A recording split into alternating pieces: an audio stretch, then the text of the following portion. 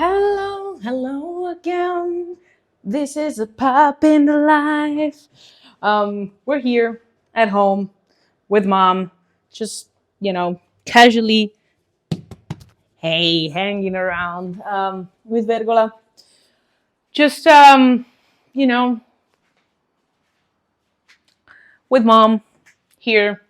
And you might ask, why? Why you're not recording the pop in the life outside? The answer is, mom is on her period. And so, not so much to be, not so many places to go to. Just chilling, maybe cooking, maybe working, doing some things. And that's what it is. So, what's in it for today? So, mom had a call with a person that was working in a big company, which I am not allowed to say which company it was, but it was a pretty big company, like one of those companies you hear talking about the CEO on podcasts, pretty known company for, many years now. I would say one of your top Fortune 500 companies. And so this woman is working at this company in Italy.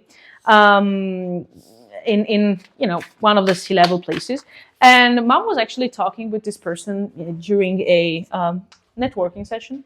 And the interesting thing was that mom wasn't actually expecting this, but this person was like, okay, like I wanted to talk to you also because I am starting to think about startups, about involving startups in our process, about working with startups, doing stuff with startups. And so it raised mom's awareness to just know that such a big company wanted to do that.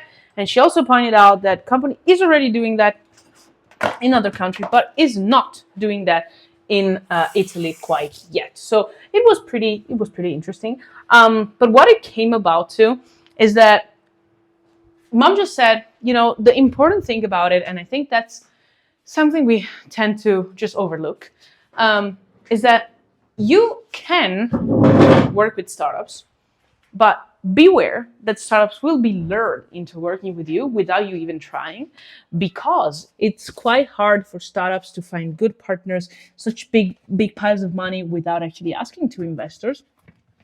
And so closing corporate contracts, corporate POCs, it's actually also virtual signaling, hey, I'm working with such a big company, with such a big household name, with such a big brand. And we're talking about a household name. And the issue with that is that every time that big corporates just go to startups are really just looking to get into the corporate, whatever it takes. The problem with that is that sometimes incentives, just like in many other instances in life, incentives are not aligned, which means that sometimes it might just happen that the company is just trying to get some publicity or to, find talent to add to its talent pool or whatnot.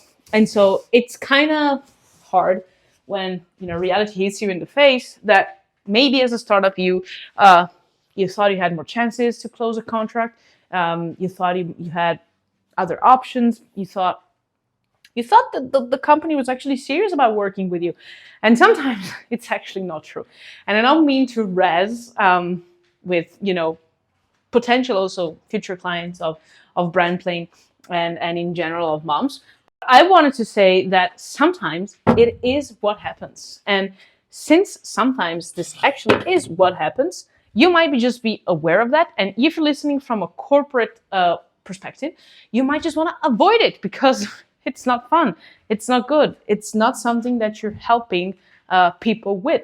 And so I think that if we are more clear about expectations, if we're more honest about who's in what inside companies, we might just find a better result. So if you're listening from a company, please remember that the people who are actually on board of the project are pretty important, because if the people that are in the project in the company are not on board with the actual innovation project, it's kind of hard, because imagine you'll find like Brandplane, like a company that does marketing.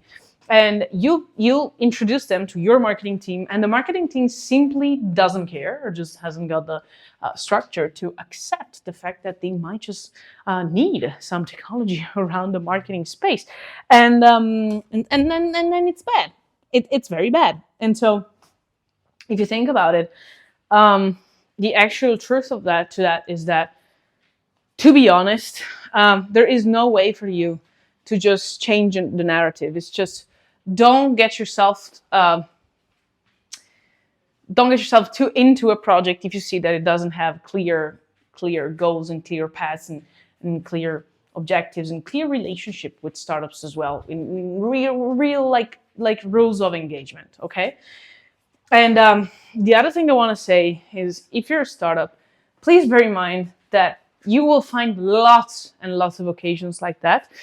Not all the things that you're going to see are good. Not all are, coming, let's say, good faith, meaning that they're not aligned to what you are thinking about doing with the startup.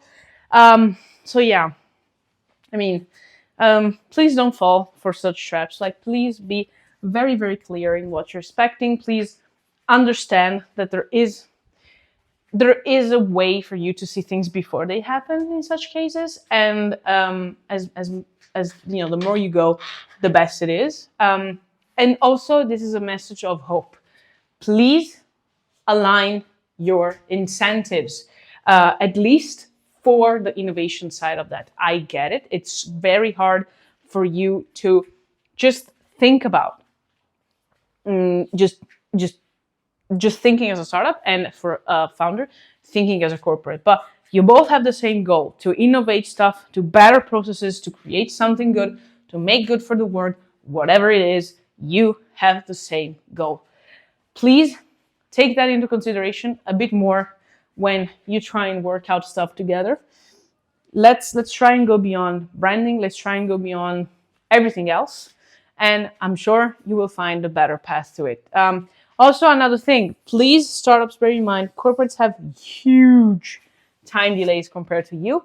And corporates, please be ready to just adopt a tiny bit of your process to startups and to be patient enough for innovation. Otherwise, stuff will not work. Anyways, period is here, so the rest of it, please take care of yourself. I will send you kisses, hugs, and a bit of bars. Bye.